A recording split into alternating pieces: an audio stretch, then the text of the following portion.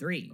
Unfortunately, he clipped this corner after the spike pit. He missed the stair corner jump before the ending ramp, and he missed the backup jump to get back on top of it, ending with a 303.550. This near sub-3 put the other participants back onto high alert, but Sword would not ease up on the pressure. Just 2 days later, on the 15th of May, Sword entered level 11 over a second ahead, easily putting him on sub-3 pace with sub-20 train. This is what transpired next.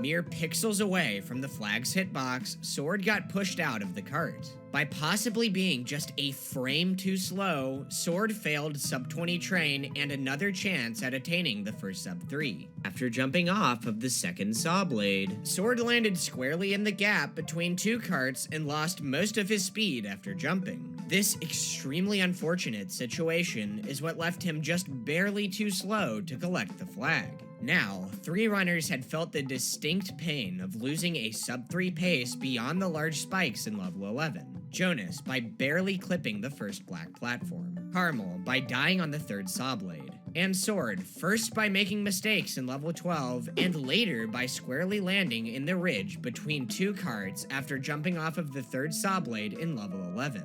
So close, yet still so far away. But hold on a minute. We really haven't talked much about Rare EG, the person who achieved the first 3.0x with his legendary 307 and the first world record utilizing sub-20 train with his 304. He was still the favorite of many to achieve the first sub-3 even though he had only publicly done attempts a single time after Jonas's 301. Was he up to anything? As it turns out, he was. On the 13th of May, Rare EG had gotten onto a run that was 6.9 seconds ahead of a high 304 out of level 9, easily on pace for the sub-3. Unfortunately, he missed the frame-perfect super bounce strategy in level 10 on his first attempt. After resetting, he did nail it on his second try, but he lost over 3 seconds because of the mistake.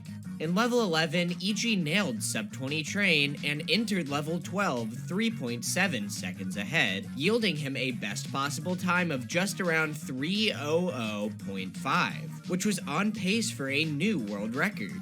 From this, it would appear that sub-3 was impossible, but this was actually not the case. Over on the individual levels side of Red Ball Speedrunning, there is an extremely difficult strategy in level 12 that involves getting a large corner jump off of the bottom stair here, a much faster way of reaching the top of the ending ramp, saving up to half a second. With this new strategy, it was possible for him to squeak out a sub-3 by a matter of frames, and he was planning on going for it.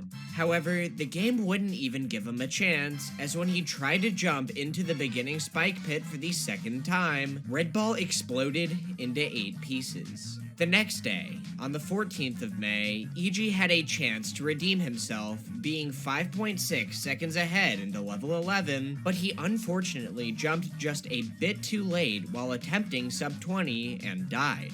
Looking at all of this, you may be wondering why EG was effectively playing the game in secret and why nobody is hearing about these paces until the release of this very video.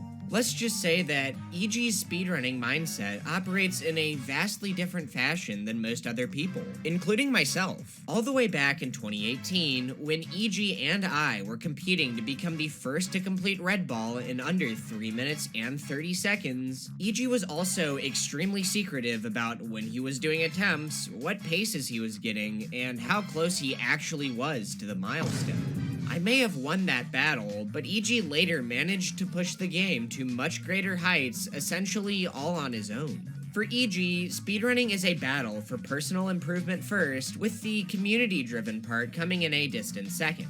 And there's absolutely nothing wrong with having this kind of mindset. After nearly obtaining a sub-3, EG would be the last person to send a message in Discord about it, and that is just how he operates.